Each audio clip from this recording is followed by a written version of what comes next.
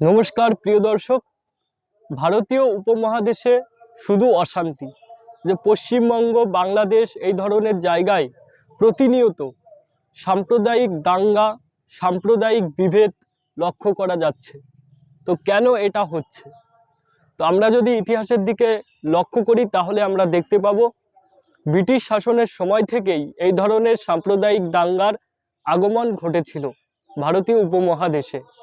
কেন ঘটেছিল? কারণ ব্রিটিশরা ভারতীয় উপমহাদেশে ভারতীয় শিক্ষা ব্যবস্থাকে ধ্বংস করে তাদের নিজেদের মতন করে একটি শিক্ষা ব্যবস্থা প্রতিষ্ঠা করে গেছে।